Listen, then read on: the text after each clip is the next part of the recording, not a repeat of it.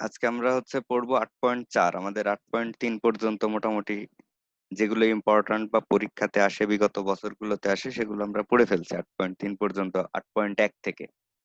আজকে আমরা 8.4 পড়বো। আজকের ক্লাসটা খুবই ছোট, খুব বেশি বড় না। আর আগামী আর একটা দিন সময় লাগবে 8.4 পড়লে আমাদের মোটামুটি বৃত্ত সংক্রান্ত যত উপপাদ্য আমরা শেষ করে ফেলবো, ঠিক আছে? এরপর আমরা 6 নাম্বার চ্যাপ্টার পড়তে আমাদের আর 3 দিন লাগবে। তার মানে আলটিমেটলি আজকের ক্লাস 5, 6, 9 ক্লাসে আমরা ত্রিভুজ এবং বৃত্ত সংক্রান্ত সবকিছু মোটামুটি উপপাদ্য শেষ করে ফেলবো। একটা দুইটা ক্লাস লাগবে 15 নাম্বার চ্যাপ্টারে, আর তারপরে হায়ার ম্যাথে, ঠিক আছে? মোটামুটি আশা করা যায় 20 ক্লাসের ভিতরে আমাদের সব কমপ্লিট হয়ে যাবে। তারপরে আমি কিছু টেস্ট নিব, এক্সাম নিব, এইগুলো নিব পরবর্তী ক্লাসগুলো নিয়ে, ঠিক আছে? তো 8.4-এ আমাদের কিছু জিনিস পড়তে হবে বা শিখতে হবে, সেটা হচ্ছে স্পর্শক সংক্রান্ত। তো স্পর্শক কাকে বলে সেই জিনিসটা আমরা শিখবো, ঠিক আছে?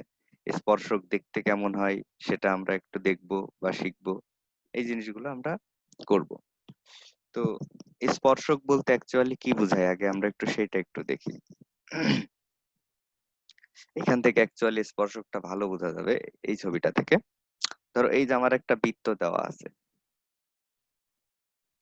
এই বৃত্তটা তোমার কোনো একটা পরিধির কোনো একটা বিন্দুকে স্পর্শ করে বা টাচ করে যদি আমার একটা সরল রেখা চলে যায় বা সরল রেখা গমন করে, তাহলে ওই সরল রেখাটা কে বলা হবে স্পর্শক।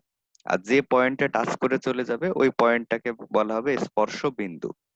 দেখো, এই যে এই একটা বিন্দু, এই বিন্দুকে টাচ করে আমার দেখো একটা সরল রেখা চলে গেছে। এই সরল রেখাটার নাম হচ্ছে স্পর্শক। এবং এই যে এ পয়েন্টকে টাচ করে গেছে, এই এ পয়েন্টের নাম হচ্ছে আমার স্পর্শ বিন্দু, ঠিক আছে? ঠিক সেম ওয়েতে বি একটা হচ্ছে আমার পয়েন্ট। এই বি পয়েন্টকে পরিধির উপর একটা পয়েন্ট, বি পয়েন্টকে টাচ করে একটা সরল রেখা চলে গেছে, এই সরল রেখাটাকে আমরা স্পর্শক বলবো। এবং বি পয়েন্টকে টাচ করে গেছে বিধায় আমরা বি পয়েন্টটাকে বলবো স্পর্শ বিন্দু। এখন একটা এমসিকিউ এখান থেকে হয় যে বৃত্তের বহিস্থ কোনো বিন্দু থেকে ওই বৃত্তে কতটি স্পর্শক আঁকা সম্ভব। তো খুব স্বাভাবিক, বৃত্তের বহিস্থ কোনো বিন্দু থেকে ওই বৃত্তে সর্বোচ্চ 2টা স্পর্শক আঁকা সম্ভব। 2টার বেশি কখনোই আঁকা যায় না। দেখো, এই জিনিসটাকে যদি আমি এখানে একটু আঁকার চেষ্টা করি। এই একটা হচ্ছে আমার বৃত্ত, আর বাইরে এরকম কোন একটা পয়েন্ট আছে। তো এই পয়েন্ট থেকে অ্যাকচুয়ালি এই বরাবর আর এই বরাবর এই 2টা স্পর্শকই আঁকা পসিবল। তাছাড়া এই পয়েন্টটা থেকে তুমি আর যে কোনো সরল রেখা অঙ্কন করো না কেন, সেটাই বৃত্তকে স্পর্শ করবে না। সেটা কি করবে? বৃত্তটাকে ছেদ করে চলে যাবে। তুমি যেদিকে আঁকো না কেন বৃত্তটাকে ছেদ করে চলে যাবে। তো ছেদ করে গেলে সেগুলো হচ্ছে স্পর্শক না, সেগুলো হচ্ছে ছেদক। আর ছেদক গুলো যে বিন্দুতে বৃত্তটাকে ছেদ করে সেটাকে বলা হয় ছেদ বিন্দু, ঠিক আছে? এটা জানো আগে থেকে। তার মানে আমাদের এমসিকিউটা থেকে আমরা কি শিখলাম? যে বৃত্তের বহিস্থ কোনো বিন্দু থেকে ওই বৃত্তে সর্বোচ্চ 2টা স্পর্শক আঁকা পসিবল। এটা একটা এমসিকিউ। আরেকটা এমসিকিউ থাকে বৃত্তের অভ্যন্তরীণ কোনো বিন্দু থেকে। ধরো বৃত্তের অভ্যন্তরে এখানে একটা পয়েন্ট আছে, সেই বিন্দু থেকে বৃত্তে কতটি স্পর্শক আঁকা সম্ভব? এর প্রশ্নের উত্তরটা হলো একটাও না। কারণ বৃত্তের অভ্যন্তর থেকে তুমি বৃত্তে কোনো স্পর্শক আঁকতে পারো না। তুমি কিভাবে আঁকবা? তুমি যেদিক দিয়ে আঁকতে যাও না কেন তোমার সেটা বৃত্তটাকে ছেদ করে চলে যাবে, ঠিক আছে? তুমি যেদিক দিয়ে সরল রেখা নাও না কেন। সুতরাং বৃত্তের অভ্যন্তরীণ কোনো বিন্দু থেকে ওই বৃত্তে স্পর্শক আঁকা যায় না। আচ্ছা, স্পর্শকের ইংলিশ নাম হচ্ছে ট্যানজেন্ট, ঠিক আছে? স্পর্শক ইংলিশ নাম হচ্ছে ট্যানজেন্ট। তো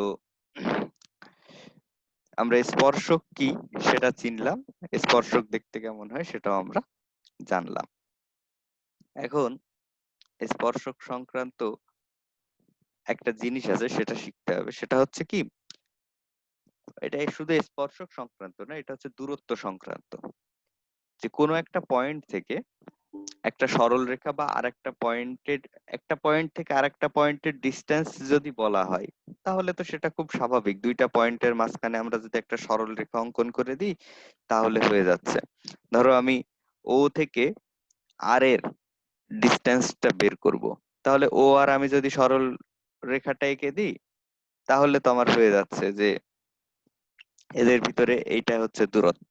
কিন্তু আমি যদি এটা করি যে ও থেকে এবি সরল রেখার দূরত্ব নির্ণয় করতে হবে, তাহলে সেক্ষেত্রে তুমি কি করবা? ঠিক আছে, তো সেক্ষেত্রে তুমি অনেকগুলো দূরত্ব নির্ণয় করতে পারো। কিরকম? যে এও, এটা তো একটা দূরত্ব ও থেকে এবি সরল রেখার। ওপি, এটাও একটা দূরত্ব ও থেকে এবি সরল রেখার। ও কিউ, তাও একটা দূরত্ব, এটাও একটা দূরত্ব। প্রত্যেকটাই দেখো হচ্ছে আমার ও বিন্দু থেকে এবি সরল রেখার এক একটা দূরত্ব। তো তোমাকে যদি বলা হয় যে ও থেকে এবি সরল রেখাটা কতটা দূরে আছে, তো তুমি কি সবগুলো দূরত্বের কথাই বলবা? এরকম তো অসংখ্য দূরত্ব আঁকা যাবে। ঠিক আছে, কারণ এ বি এর উপরে অসংখ্য বিন্দু আছে, আর অসংখ্য বিন্দু তুমি ও এর সাথে যোগ করে অসংখ্য দূরত্ব বের করতে পারবা। তাহলে কোন একটা পয়েন্ট থেকে কোন একটা সরল রেখার দূরত্ব যদি আমরা নির্ণয় করতে চাই, তো অ্যাকচুয়ালি নির্ণয় করা হয় সব থেকে ছোট যে দূরত্ব, মানে ওই পয়েন্টটার থেকে ওই সরল রেখাটা সর্বনিম্ন যে দূরত্বে আছে। তো দেখো এখানে সর্বনিম্ন দূরত্বটা ও আর। ঠিক আছে, সর্বনিম্ন দূরত্বটা ও আর, অর্থাৎ কোন একটা সরল রেখা কোন একটা পয়েন্ট থেকে সর্বনিম্ন যে দূরত্বে আছে সেই দূরত্বটাকে আমরা হচ্ছে বলি যে ওই সরল রেখাটার দূরত্ব, বা ওই সরল রেখাটা ওই বিন্দুটা থেকে অতটা দূরে আছে। এবং সর্বনিম্ন যে দূরত্বটা, এখানে সর্বনিম্ন দূরত্বটা হচ্ছে ও আর। দেখো ও আরটা কিন্তু এ বি এর উপরে লম্ব। ঠিক আছে, ও আরটা হচ্ছে এ বি এর উপরে লম্ব। সুতরাং তাহলে আমরা আরো একটা জিনিস শিখলাম, যে কোনো একটা বিন্দু থেকে কোনো একটা সরল রেখার দূরত্ব, সেই দূরত্বটা হচ্ছে ওই সরল রেখার উপরে লম্ব হয়। ঠিক আছে, এই কনসেপ্টটা আমরা শিখে গেলাম যে একটা পয়েন্ট থেকে একটা সরল রেখার ডিস্টেন্স ওই কি হবে, ওই সরল রেখার উপরে সেটা লম্ব হবে। এই কনসেপ্টটাকে অ্যাপ্লাই করে আমরা উপপাদ্য 25টা শিখবো। ঠিক আছে, তোমাদের বইয়ে দেওয়া আছে উপপাদ্য 25, 8.4-এ। ঠিক আছে, 8.4-এর উপপাদ্য 25। এটা পরীক্ষাতে আসে না, কিন্তু এটা শিখা লাগবে, কারণ এই উপপাদ্য 25টা এই অধ্যায়ে যতগুলো আলোচনা আছে সব জায়গাতে বারবার ইউজ করা হবে, এবং মাঝে মাঝে দুই একবার পরীক্ষাতে দিয়ে দেয়, মাঝে মাঝে, সেটা খুব রেয়ার কেস, দিয়ে দেয়। ঠিক আছে, কিন্তু তারপরেও শিখে রাখবে, এবং এটা পুরোটাই লজিক দিয়ে প্রমাণ করতে হবে। হ্যাঁ, এটার জন্য কোনো এরকম তোমার ম্যাথমেটিক্যাল টার্ম করা লাগবে না, যে এ সমান বি, বি সমান সি, সব কিছু করতে হবে না। তুমি যুক্তি দিয়ে দিয়ে জিনিসটাকে প্রমাণ করবা। তো উপপাদ্যটাতে কি বলছে? উপপাদ্যটাতে বলছে ও কেন্দ্র বিশিষ্ট বা যে কোনো একটা বৃত্তে, কোনো একটা বৃত্তের যে স্পর্শক আছে, সেই স্পর্শ বিন্দু এবং কেন্দ্র, এটা যদি আমরা যোগ করি, তাহলে স্পর্শ বিন্দু এবং কেন্দ্রর যে সরল রেখা যোগ করার পর যে সরল রেখাটা পাবো, ওই সরল রেখাটা স্পর্শকের উপরে লম্ব হবে।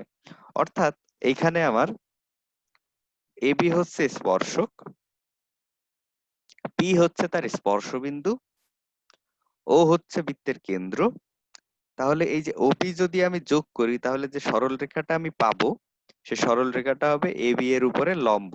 এই জিনিসটা আমাকে প্রমাণ করতে হবে।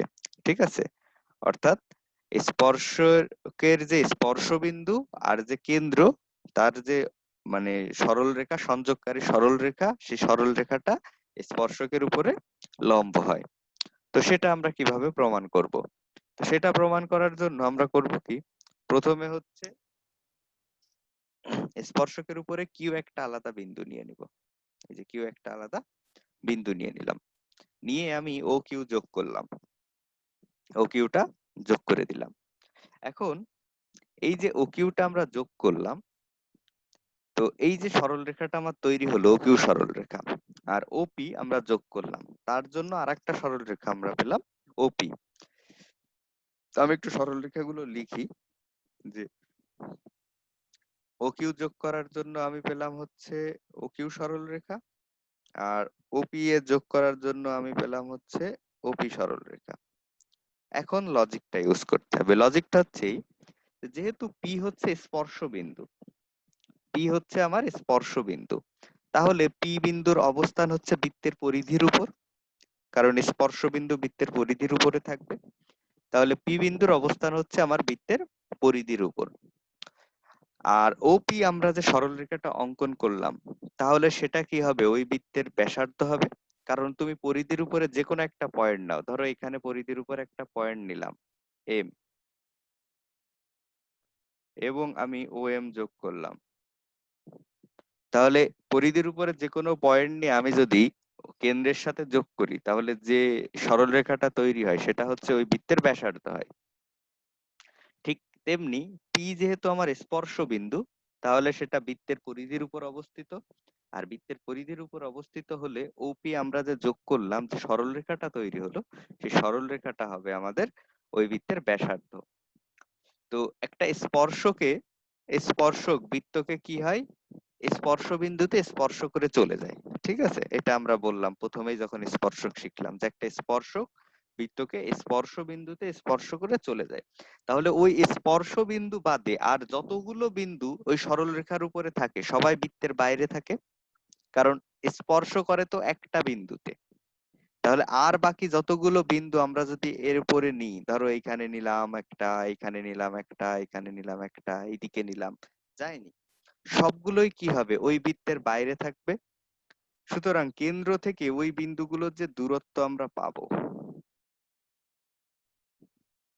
সেই দূরত্বগুলো কি হবে? আমাদের ওপি এর থেকে বড় হবে। ঠিক আছে, কেন্দ্র থেকে আমরা যে দূরত্বগুলো ওই এবি সরলরেখার উপরে যতগুলো বিন্দু নিই, পি বাদে যতগুলো বিন্দু নিই, সব বিন্দুগুলোই কি হবে? বৃত্তের বাইরে থাকবে। এবং বৃত্তের বাইরে থাকার কারণে তাদের যে ডিস্টেন্স, সেটা আমাদের ওপি এর ডিস্টেন্স থেকে বড় হবে। তাহলে আমরা যে ও কিউটা প্রথমে নিছিলাম, সেই ও কিউটা কি হবে? ও কিউ গ্রেটার দ্যান ওপি হবে। এবং এই কন্ডিশন সকল এ বি এর উপরে অবস্থিত সকল ত্রিভুজের জন্য সত্য, ওই সকল বিন্দুর জন্য সত্য। এবি সরলরেখার উপর এরকম যতগুলো বিন্দু আছে সকল বিন্দুর জন্য এই কন্ডিশনটা সত্য, অর্থাৎ সেটা ওপি এর থেকে বড় হবে। তাহলে ওপি সর্বনিম্ন দূরত্ব, এবি এর উপরে কেন্দ্র ও থেকে ওপি হচ্ছে সর্বনিম্ন দূরত্ব। আর এইখানে এই ছবিতে আমি যে লজিকটা দেখাইছিলাম বা যে দেখানোর চেষ্টা করছিলাম, যে সেটা কি, সর্বনিম্ন দূরত্বটা কি হয়? ওই সরলরেখার উপরে লম্ব হয়। সুতরাং ওপি যেহেতু আমার সর্বনিম্ন দূরত্ব, সুতরাং ওই ওপি সরলরেখাটা এবি সরলরেখাটার উপরে লম্ব হবে। ঠিক আছে, তাহলে আমরা একটা জিনিস কিন্তু শিখে গেলাম, এবং এই কাজটা কিন্তু আমি পরবর্তী এইখানে যতগুলো উপপাদ্য করব সব জায়গাতে কিন্তু আমার ইউজ করতে হবে। ঠিক আছে, যে কি, কেন্দ্র থেকে স্পর্শ বিন্দুর যে সংযোগকারী সরল রেখা সেটা লম্ব হয় কার উপরে? স্পর্শকের উপরে। এটা ছিল উপপাদ্য 25। এটাতে কারোর কোনো বুঝতে অসুবিধা থাকলে আমাকে এখনই বলে ফেলো, কারণ আমরা পরের উপপাদ্যে যাব।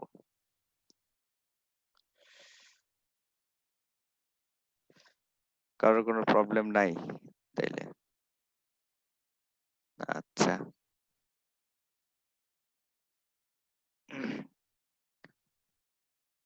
জুবাইল দেরি হলো কেন? তোমার জন্য একটু আগায় নিয়ে আসলাম, দেরি করলে হবে? আচ্ছা না ভাই, আগাইছেন, ভালো হয়েছে, ধন্যবাদ, কিন্তু আজকে দেরি হয়ে গেছে একটু। হ্যাঁ, আচ্ছা আচ্ছা আচ্ছা, তোমার বন্ধু ঋত্বিক তো এসে আবার চলে গেছে। ঠিক আছে।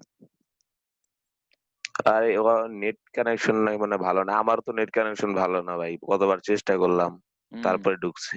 হ্যাঁ সেটাই আর কি।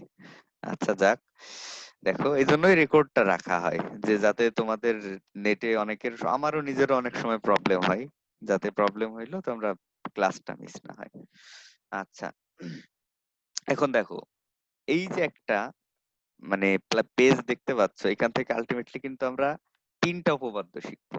ঠিক আছে, আমি টার্গেট থাকে আমার সব সময় যে এক ঢিলে 2 পাখি মারা। হ্যাঁ, আজকে আমরা এক ঢিলে 3 পাখি মেরে ফেলবো। ঠিক আছে, 3টা উপপাদ্য শিখবো তোমাদের বইয়ের 8.4 এর এই একটা পেজ দিয়ে এবং একই ভাবে। ঠিক আছে, আমি চাইলে আলাদা আলাদা করে দেখাইতে পারতাম, কিন্তু আমার কথা হলো তুমি একবারে শেখো জিনিসগুলো। ঠিক আছে, যাতে তুমি কানেক্ট করতে পারো একটার সাথে আর একটা সম্পর্ক কোথায়। তো এগুলো সব আলোচনা হচ্ছে 8.4 নিয়ে। 8.4-এর এটা একটা অনুশীলনীর প্রশ্ন। ঠিক আছে, অনুশীলনী নাম্বারটা আমার এক্সাক্ট মনে নাই, যাই হোক একটু বইয়ে দেখে নিও, আছে অনুশীলনীতে এই প্রশ্নটা আছে। ও 5 নাম্বার, অনুশীলনী 5, 8.4-এর 5 নাম্বার। আচ্ছা, তো দেখো কি কি আমরা এখান থেকে শিখতেছি। আগে প্রথমে আমরা পড়ি কি বলতেছে। ও কেন্দ্র বিশিষ্ট একটা বৃত্তের বহিস্থ কোণ বিন্দু হচ্ছে পি। তাহলে ও কেন্দ্র বিশিষ্ট আমার একটা বৃত্ত এই দেওয়া আছে, এই বৃত্তের বহিস্থ একটা বিন্দু দেওয়া আছে পি, এই হচ্ছে আমার সেই পি, বাইরের একটা বিন্দু। তো আমাকে এই পি বিন্দু থেকে বৃত্তে দুইটা স্পর্শক অঙ্কন করতে হবে, পি এ এবং পিবি। তাহলে সেটা কই, এই হচ্ছে আমার পি এ এবং এই হচ্ছে আমার পিবি, দুইটা স্পর্শক আমি অঙ্কন করে ফেললাম। তাহলে ও কেন্দ্র বিশিষ্ট একটা বৃত্ত, তার বাইরে পি একটা পয়েন্ট দেওয়া আছে, সেই পয়েন্ট থেকে আমাকে বৃত্তে দুইটা স্পর্শক আঁকতে হবে, পি এ এবং পিবি। আঁকলাম। ক নাম্বার প্রশ্ন কিন্তু আমাদের হয়ে গেল। এই যে ক নাম্বার বলছে উদ্দীপকের আলোকে চিত্রটি অঙ্কন করো। তো এই যে শুধু এই দাগগুলা থাকবে না, এও, ও বি আর ওপি, এই দাগ তিনটা থাকবে না। ঠিক আছে, এই দাগ তিনটা বাদ দিলে যে ছবিটা হবে সেটা হচ্ছে আমাদের ক নাম্বার প্রশ্নের উত্তর, যে উদ্দীপকের আলোকে চিত্রটা অঙ্কন করো। এরপর আসো খ নাম্বারে। খ নাম্বার বলতেছে কি, যে প্রমাণ করো যে পি এ সমান পিবি। একটু খেয়াল করতে হবে যে পি এ সমান পিবি। তো পি এ কোথায়, পিবি কোথায়? এই হচ্ছে পিবি আর এই হচ্ছে পি এ, তারা কি স্পর্শক। পি বিন্দু থেকে ও কেন্দ্র বিশিষ্ট বৃত্তে স্পর্শক পি এ এবং পিবি। মানে আমাকে প্রমাণ করতে হবে, এটা সবসময় যে পি এ সমান পিবি থাকবে এমন না, পরীক্ষাতে এমনও থাকতে পারে, দেখাও যে বহিস্থ বৃত্তের বহিস্থ কোনো বিন্দু থেকে ওই বৃত্তে অঙ্কিত দুইটা স্পর্শক তারা পরস্পরের সমান। প্রশ্নে এটাও থাকতে পারে যে বৃত্তের বহিস্থ কোনো বিন্দু থেকে ওই বৃত্তে অঙ্কিত দুইটি স্পর্শক পরস্পরের সমান। তো তার মানে আমাকে পি এ সমান পিবি এই জিনিসটা দেখাতে হবে। তো সেটা আমরা এখন কিভাবে দেখাবো?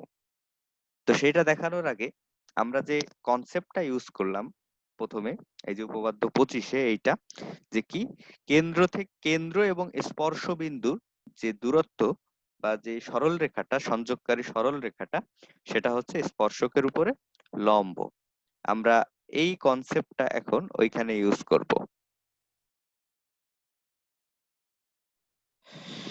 যে ও হচ্ছে আমাদের কেন্দ্র এবং এ হচ্ছে আমাদের স্পর্শ বিন্দু। ও হচ্ছে আমাদের কেন্দ্র এবং বি হচ্ছে আমাদের স্পর্শ বিন্দু। তাহলে ও থেকে যে এও, এই যে সংযোগকারী সরল রেখা, সেটা কি হবে আমাদের? সেটা হবে লম্ব। আবার ও থেকে বি স্পর্শ বিন্দু, তার যে সংযোগকারী সরল রেখা, সেটা কি হবে আমাদের? সেটাও হবে আমাদের লম্ব। এই আমি লম্বগুলো এঁকে ফেললাম। এখন এই যে দুইটা আমাদের ত্রিভুজ তৈরি হলো, ও সরি, দুইটা ত্রিভুজ এখনো তৈরি হয়নি, এইবার হবে। এইবার এই যে ব্লু কালারে ওপি সরলরেখাটা আমরা অঙ্কন করলাম, এটা অঙ্কনে আসবে, যে ওপি যোগ করি। অঙ্কনের ভিতরে আসবে কি কি, এও, ওবি এবং ওপি যোগ করি। ঠিক আছে, তারপরে প্রমাণে আমরা বলবো কি, প্রমাণে যে আমরা বলবো যে কেন্দ্র ও এবং স্পর্শবিন্দু এ এর সংযোগকারী সরলরেখা এও কি হবে, এপি এর উপরে লম্ব। একইভাবে কেন্দ্র ও এবং স্পর্শবিন্দু পি এর সংযোগকারী সরলরেখা ওবি, সেটা পিবি স্পর্শকের উপরে লম্ব।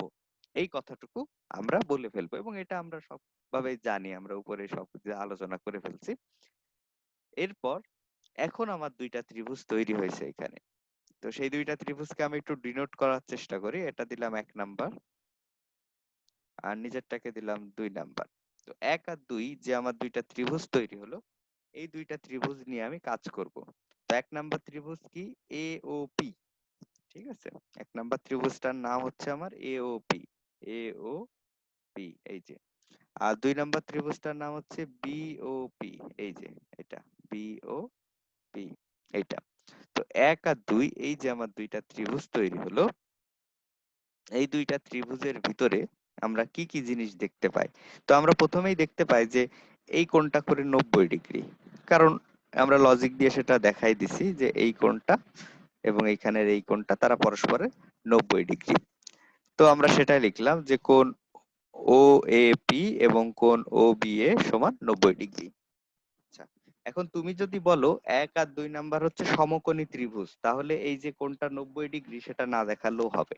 ঠিক আছে, যদি তুমি ডিক্লেয়ার করো যে 1 এবং 2 নাম্বার ত্রিভুজটা হচ্ছে সমকোণী ত্রিভুজ, তাহলে 90 ডিগ্রি তুমি না বললেও হবে, কারণ সমকোণী ত্রিভুজের ক্ষেত্রে শুধুমাত্র অতিভুজ এবং অপর দুই বাহুর যে কোনো একটা বাহু সমান দেখালে ত্রিভুজটা সর্বসম হয়ে যায়। ঠিক আছে, তো এই জন্য তুমি যদি সমকোণী বলো যে সমকোণী ত্রিভুজ এ ও পি ও সমকোণী ত্রিভুজ বি ও পি হতে পায়, তখন তাহলে এই কোণটা দেখানোর দরকার নেই। আর তুমি যদি এমনি বলো যে জাস্ট এ ও পি এবং বি ও পি দুইটা ত্রিভুজ, তাহলে তুমি সেখানে বলবা যে তাদের এই কোণটা করে 90 ডিগ্রি, তাহলে তারা পরস্পরের সমান। এটা আমরা বলে দিলাম। তাহলে এই জায়গাটা একটু মাথায় রাখবা, যদি ত্রিভুজকে সমকোণী ডিক্লেয়ার করো তাহলে এই কোণটা দেখানোর দরকার নেই। এরপর আচ্ছা, এখানে ও বি লিখছেন কেন? কোনটা? ও বি কোণ দিছেন যে? ও, এটা ভুল হয়েছে, এটা হবে ওবিপি। হ্যাঁ, ওই স্লাইড করার সময়, বাহ ভালো যে ধরছো, এটা পি হবে। স্লাইড করার সময় টাইপে ভুল হয়েছে, আর খেয়াল করিনি। আচ্ছা, ওটা হবে ওবিপি। আচ্ছা, তো এরপর হচ্ছে আমাদের যে কেন্দ্র আছে, সেই কেন্দ্র থেকে এও এবং ওবি দুইটাই কিন্তু আমার বৃত্তের ব্যাসার্ধ। দেখো, এইটা এবং এইটা দুইটাই হচ্ছে বৃত্তের ব্যাসার্ধ। ও এ এবং ও বি দুইটাই হচ্ছে আমার বৃত্তের ব্যাসার্ধ। সুতরাং বৃত্তের যতগুলো ব্যাসার্ধ তুমি আঁকো না কেন, সবগুলো ব্যাসার্ধই তো সমান। ঠিক আছে, কারণ ব্যাসার্ধ তো পরিবর্তন হয় না। 5 সেন্টিমিটার 3 সেন্টিমিটার ব্যাসার্ধ নিয়ে নিয়ে আমরা বৃত্ত আঁকি, এগুলো তোমরা জানো। তাহলে আমরা বলতে পারি যে ও এ সমান ও বি। সাইড নোট কি থাকবে? একই বৃত্তের ব্যাসার্ধ বলে। আর ওপি, ওপি যে সরলরেখাটা আছে, এটা 1 এবং 2 নাম্বার, মানে দুইটা ত্রিভুজের ভিতরেই আছে, তার মানে কমন। ওপি সরলরেখাটা সাধারণ বাহু, দুইটা ত্রিভুজের ভিতরেই সেটা আমার আছে। তাহলে আমি লিখতে পারি ওপি সমান সমান ওপি, কারণ সে সাধারণ বাহু তাই। তাহলে ত্রিভুজের সর্বসম প্রমাণের যে কন্ডিশন গুলো আছে, বাহু বাহু বাহু, আমি যদি একটু এখানে একটু দিয়ে দিই তাহলে তোমাদের জন্য সুবিধা হয়। বাহু বি দিয়ে আমি বাহু প্রকাশ করতেছি, বাহু বাহু বাহু। তারপরে আছে হচ্ছে বাহু কে দিয়ে কোণ প্রকাশ করতেছি, কোণ কোণ। আর একটা আছে হচ্ছে বাহু কোণ বাহু। অ্যাকচুয়ালি এই তিনটা তোমাদের বইয়ে 4টার কথা বলা আছে, একটা সমকোণী ত্রিভুজের কথা বলা আছে, তা আমি ওইটা বলি না, কারণ সমকোণী ত্রিভুজ আলটিমেটলি একটা কোণ তো 90 ডিগ্রি। ঠিক আছে, তো সেটা দেখা যাচ্ছে যে নিচের একটা কন্ডিশন অটোমেটিক্যালি স্যাটিসফাই করে। তো এই তিনটা খেয়াল রাখলেই হয়। তো দেখো এইখানে আমার কি হলো, এই যে একটা কোণ সমান হয়ে গেল আর দুইটা বাহু, তার মানে আমাদের এই কন্ডিশনটা স্যাটিসফাই করে গেছে। খেয়াল রাখবে এই তিনটার যে কোনো একটা কন্ডিশন স্যাটিসফাই করলে ওই ত্রিভুজ দুইটা সর্বসম। ঠিক আছে, তো আমাদের এইখানে এই কন্ডিশনটা স্যাটিসফাই করছে, তাহলে আমার 1 এবং 2 এই দুইটা ত্রিভুজ হচ্ছে পরস্পরের সর্বসম।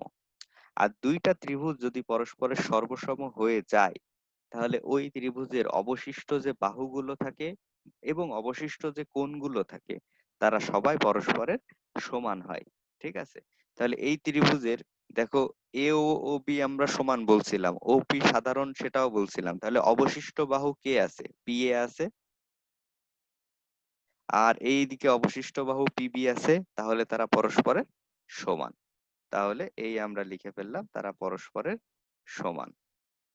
আচ্ছা, এই পর্যন্ত যখন আমি লিখলাম যে পি এ সমান পিবি, তখন কিন্তু আমার খ নাম্বার প্রমাণ হয়ে গেল। এই যে খ নাম্বারটা আমার প্রমাণ হয়ে গেল। এবং শুধু খ নাম্বার প্রমাণ হলো না, এটা তোমাদের বইয়ের মানে 8.4-এর উপপাদ্য 26 নাম্বারও প্রমাণ হয়ে গেল।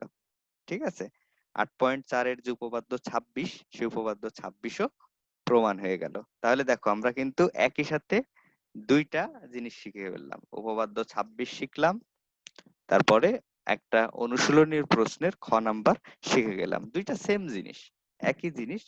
তো আমি কেন আলাদা আলাদা করে 2 দিনে শিখবো? একদিনে শিখলে আমার সমস্যা কোথায়? এই জন্য আমি সাইড নোট দিয়ে রাখছি এইখানে যে 8.4-এর 5-এর 2 নাম্বার হয়ে গেল, আর এই পাশে আমার 26 নাম্বার উপপাদ্য হয়ে গেল। 25 নাম্বার উপপাদ্য কিন্তু এই যে আমরা এখানে শিখে ফেললাম, ঠিক আছে? তো খেয়াল রেখো কতগুলো জিনিস আজকে শিখলে, 25 শিখলাম, 26 শিখলাম, 8.4 এর 5 এর 2 শিখলাম। এখন আমি বলছি কি যে দুইটা ত্রিভুজ যদি সর্বসম হয় তাহলে তাদের অবশিষ্ট বাহু এবং অনুরূপ যে কোণগুলো থাকে, যে অবশিষ্ট যে কোণগুলো থাকে, অনুরূপ না সরি, অবশিষ্ট যে কোণগুলো থাকে সে কোণগুলো সমান হয়। তো অবশিষ্ট কোণ বলতে কোনটা কোনটা আর থাকে, এই কোণটা থাকে, এই কোণটা থাকে, এবং এই কোণটা থাকে, আর এই কোণটা থাকে। তো এরা আবার পরস্পরের সমান, ঠিক আছে? যে এ O P R B O P তারা যেমন সমান, ঠিক আছে? আবার এপিও এই যে আমার কোণটা, আর হচ্ছে বিপিও এই যে কোণটা, তারাও পরস্পরের সমান। তো অ্যাকচুয়ালি উপরের এইটাকে আমরা এখন নিব না, এটা আগামী দিনে নিব। আজকে শুধু জাস্ট জানাই রাখলাম যে তারা সর্বসম হওয়ার কারণে আমার এই কোণটা এবং এই কোণটাও সমান, কিন্তু আমার আজকে এই দুইটা কোণ সমানের কোনো কাজ নেই, তাইতে আমি এই কোণটা নিয়ে আজকে কথা বলবো না, ঠিক আছে? কিন্তু তারা যে সমান এটা জানাই রাখলাম, আগামী ক্লাসে এটা কাজে লাগবে। আজকে আমার কাজ শুধু হচ্ছে, যেহেতু তারা সর্বসম তাহলে আমার এই কোণটা এবং এই কোণটাও পরস্পরের সমান। তো আমি সেই কথাটা লিখলাম যে এন এ ও পি সমান সমান বিও পি, সরি এপিও সমান সমান বিপিও, এই দুইটা জিনিস সমান, এই দুইটা কোণ সমান।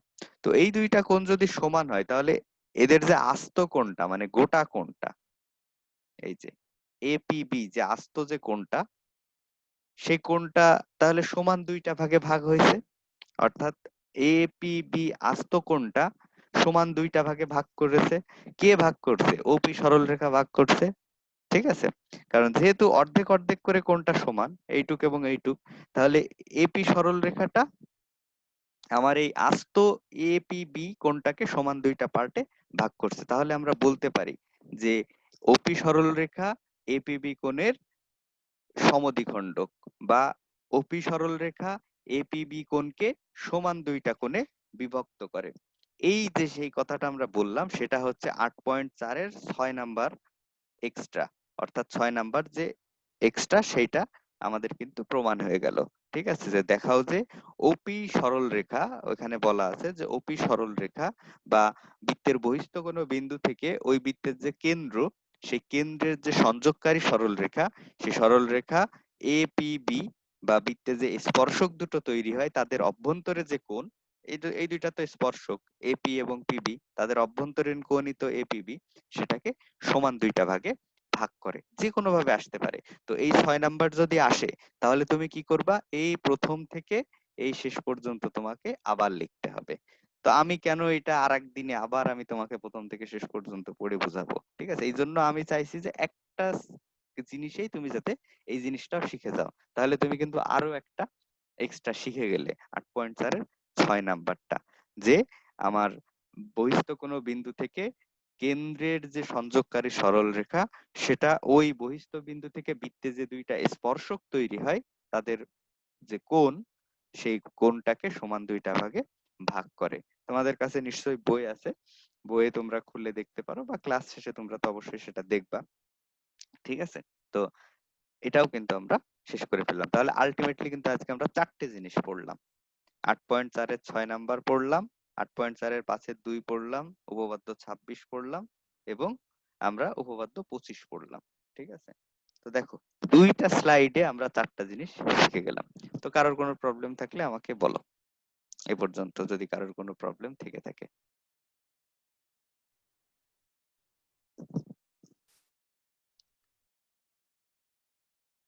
তো কারোর কোনো প্রবলেম নাই, তাই তো? আচ্ছা, নুসাইবা, তুমি মনে হয় আজকে প্রথম ক্লাস করতে যাবো। জি আচ্ছা, তোমার বাসা রংপুর, তাই তো? জি আচ্ছা, ঠিক আছে। তো যাক, ক্লাস কি তুমি বুঝতে পারছো? জি আর এর বাকি ক্লাসগুলো করছো? সবগুলো লিংক মনে হয় তোমাকে আমি দিছিলাম। জি ওকে, ঠিক আছে। আচ্ছা, তো জুবায়েল সেদিন একটা প্রশ্ন করছিলা, যে হচ্ছে অনুবন্ধী চাপ, মনে হয় জুবায়েল করছিলা না কে প্রশ্ন করছিলা? হ্যাঁ ভাই, আমি করছিলাম। আচ্ছা আচ্ছা, তুমি কি অনুবন্ধী চাপটা পারো বা জানো? অনুবন্ধী চাপ তো ভাই বইয়ে দেখছিলাম, তাই বুঝতে পারি নাই, তাই আচ্ছা আচ্ছা, জিজ্ঞেস ঠিক আছে। করছিলাম। ওটা ওই সময় আমার অ্যাকচুয়ালি মাথায় ছিল না, প্লাস আমি নিজেও রিলেট করতে পারছিলাম না ওটা কোথায় ছিল। তা হঠাৎ করে কালকে আমার ওই জিনিসটা মাথায় আসলো, কালকে আমার টিউশন ক্লাস যখন করাচ্ছে হঠাৎ করে ওই চ্যাপ্টারটা ওকে পড়াচ্ছিলাম 8.2-এ। তো বই তো অনেকদিন খোলা হয় না, তো হঠাৎ করে ওইটা রিলেট করলাম যে ও আচ্ছা এখানেই তো আছে, তুমি তো বলছিলা। ঠিক আছে, তো জিনিসটা অ্যাকচুয়ালি খুব সহজ জিনিস। ধরো এই আমি একটা চাপ নিলাম এই বৃত্তে এবি। তো এবি চাপটা হচ্ছে আমার বৃত্তস্থ কোণ তৈরি করবে। তো ধরো এই বৃত্তস্থ কোণ তৈরি করলো, দাঁড়াও আঁকাটাই তো কষ্ট হয়ে যাচ্ছে। এই বৃত্তস্থ কোণ তৈরি করলো। তো এই বৃত্তস্থ কোণটা যে চাপের উপরে আছে, হ্যাঁ, এই বৃত্তস্থ কোণটা কোন চাপে আছে দেখো তো। আমি যদি এখানে একটা সরল রেখা এঁকে দিই, তাহলে এই উপরের অংশে আছে বৃত্তস্থ কোণটা। তো এই বৃত্তস্থ কোণটা আমি যদি চাপের নাম দিই, ধরো এটা এবি, এটা দিয়ে নাম দিলাম হচ্ছে এসিবি, আর উপরেরটার নাম দিলাম হচ্ছে এডিবি। তাহলে আমাদের এই বৃত্তস্থ কোণটা আছে হচ্ছে এডিবি চাপে। তাহলে এই এডিবি চাপকে বলা হবে এবিসি চাপের অনুবন্ধী চাপ। ঠিক আছে, আবার উল্টো ভাবে যদি বলি যে আমি যদি এইদিকে আঁকি কোণ, বৃত্তস্থ কোণ, তো তখন এই এডিবি চাপটাকে বলা হবে এবিসি এর অনুবন্ধী, ওই সরি এবিসি চাপটাকে বলা হবে এডিবি এর অনুবন্ধী চাপ। অর্থাৎ একটা আরেকটার অনুবন্ধী চাপ, এবং এখান থেকে একটা এমসিকিউ আসে। ঠিক আছে, আচ্ছা এখান থেকে একটু দেখাতে প্রবলেম হচ্ছে, আমি এই স্ক্রিনটা অফ করে দিই, দাঁড়াও একটুখানি ওয়েট করো, আমি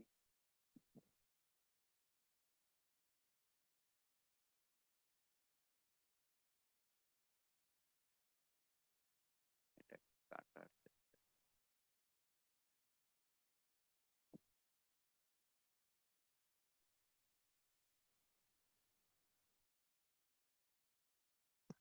আচ্ছা এইখানে দেখাতে সুবিধা হবে।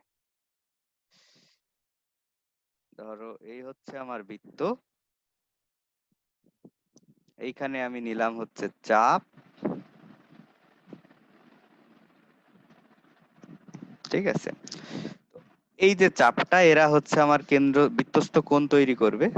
এই হচ্ছে বৃত্তস্থ কোণ তৈরি করতেছে। তাহলে এই যে বৃত্তস্থ কোণটা আমার তৈরি হলো,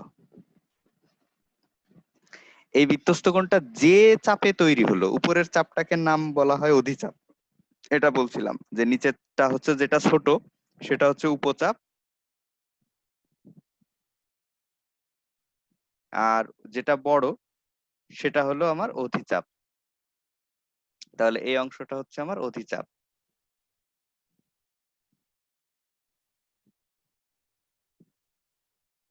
তো যে অংশে তোমার হচ্ছে বৃত্তস্থ কোণটা তৈরি হবে, সেই যে চাপটা, তাহলে এই চাপটা হচ্ছে অধিচাপ। তো অধিচাপটা হচ্ছে উপচাপের তখন অনুবন্ধী চাপ হিসেবে কল্পনা করা হবে। ঠিক আমি যদি উল্টো ভাবে এইদিকে কোণটা আঁকি, বৃত্তস্থ কোণটা, তাহলে বৃত্তস্থ কোণটা তৈরি হয়েছে আমার কোথায়, উপচাপে। তাহলে এই উপচাপটাকে আমরা বলবো অধিচাপের অনুবন্ধী চাপ। জুবাইল, ক্লিয়ার জিনিসটা? So, ভাই, ভাই দাঁড়াও, আমরা যখন লিখি, তুমি যে উপরের চাপটা বললা যে উপরের চাপটা অধিচাপ, তখন হুম, আমরা বলি কেন? তো যখন বলি যে এটা তো উপচাপের উপর দণ্ডায়মান না এই চাপটা। ওই অধিচাপটা উপচাপের উপরে দণ্ডায়মান। ঠিক আছে, তো দণ্ডায়মান আর ওইটার পার্থক্য কি দুইটার মধ্যে? মানে এটার উপরে আর দণ্ডায়মান তো একই হয় না? দণ্ডায়মান এবং পার্থক্য মানে মানে তুমি কোনটা কোনটা নিচ্ছ তাই, মানে যে বৃত্তস্থ কোণটা কোন চাপের উপর দণ্ডায়মান সেটা? হ্যাঁ, তুমি যে বললা যে ওই উপরের কোণটা ওটা যে অধিচাপের উপর, তাই বললাম না যে আমরা না যখন না, দণ্ডায়মানের আমি কথা বলি বলি আমি তখন তো বলি না না, আমি বলি এই যে এই কোণটা দণ্ডায়মান তো উপচাপের উপরে। হ্যাঁ, দণ্ডায়মান মানে দাঁড়ায় আছে, কোন চাপের উপরে সে দাঁড়ায় আছে, আর তার অবস্থানটা কোথায়। ঠিক আছে, অবস্থানটা হচ্ছে অধিচাপে। দাঁড়ায় থাকা আর অবস্থান তো এক জিনিস না। ঠিক আছে, তুমি তুমি পা দিয়ে মাটির উপরে দাঁড়িয়ে থাকো, কিন্তু তোমার অবস্থান, তোমার মস্তিষ্ক থাকে কোথায়, বাতাসের সারফেসে, মাটিতে তো আর থাকে না। কিন্তু তুমি যখন শুয়ে থাকো, ঠিক আছে, তখন তো আর তুমি দণ্ডায়মান না, তখন তোমার মাথাটাও আছে কোথায়, মাটিতে। ঠিক আছে, তো দাঁড়ায় থাকা আর কোনো জিনিসের অবস্থান এক জায়গাতে না। এই কোণটা, এই বৃত্তস্থ কোণটা দাঁড়ায় আছে হলো তোমার উপচাপের উপরে, কিন্তু তার মস্তিষ্কটা রয়েছে অধিচাপে। ঠিক আছে, অর্থাৎ সেটা তৈরি হয়েছে অধিচাপের ভিতরে। এখন কি ক্লিয়ার? হ্যাঁ, তাহলে তাহলে আমরা কি লিখবো যে এখানে অধিচাপ উপচাপের অনুবন্ধী চাপ, আবার উপচাপ অধিচাপের অনুবন্ধী অধিচাপে, চাপ, হ্যাঁ এইভাবে হ্যাঁ নাকি? হ্যাঁ হ্যাঁ, এইভাবে। অর্থাৎ তোমার কোনটা কোথায় তৈরি হয়েছে, এটা এমসিকিউ আসে, আমি সেটা বলতেছি। যে যদি এমসিকিউ তে এরকম প্রশ্ন করে যে অধিচাপে অধিচাপে অন্তর্লিখিত, অন্তর্লিখিত মানে এখানে লেখা হয়েছে আর কি, মানে আঁকা হয়েছে, অধিচাপে লিখিত যে বৃত্তস্থ কোণ, সেই বৃত্তস্থ কোণের অনুবন্ধী চাপটা কি হবে। হ্যাঁ, আমি এমসিকিউটা এক্সাক্ট এইরকম ঠিক না, আমি বলে দিব, আমি গ্রুপে দিয়ে দিব আজকে। অধিচাপের যে হচ্ছে তোমার অনুবন্ধী চাপ সেটা কি হবে, মানে অধিচাপে অন্তর্লিখিত বৃত্তস্থ কোণের অনুবন্ধী চাপ কি হবে, সেটা হবে, অ্যান্সারটা হবে উপচাপ। কারণ এর এইটার কথা বলা হচ্ছে, তাহলে উপচাপ। যদি উল্টোটা বলতো যে উপচাপে অন্তর্লিখিত একটা বৃত্তস্থ কোণ, তার তোমার অনুবন্ধী চাপ কি হবে, সেটা হবে অধিচাপ। এই, ঠিক আছে। অর্থাৎ একটার একটার মানে সম্পূরক কোণ পড়োনি, যে এই ধরো একটা কোণ, তো এই কোণের সম্পূরক কে এ, আবার এর সম্পূরক কে এ, আলটিমেটলি একই জিনিস। ঠিক আছে, রহিম করিমের ভাই, করিম রহিমের ভাই, দুটো একই জিনিস। এখন তুমি কাকে ইন্ডিকেট করছো তার উপর ডিপেন্ড করবে। তুমি যদি রহিমকে ধরো তাহলে বলতে হবে করিম তার ভাই, আর তুমি যদি করিমকে ধরো তাহলে বলতে হবে রহিম তার ভাই, এই আর কিচ্ছু না। ঠিক আছে, আশা করি ক্লিয়ার হয়ে গেছে জিনিসটা। তো বেশ ভালো একটা জিনিস ছিল। হ্যাঁ, জি ভাই, ক্লিয়ার। ওকে, ঠিক আছে। তো থাকো, টাইম এমনিতেও শেষ।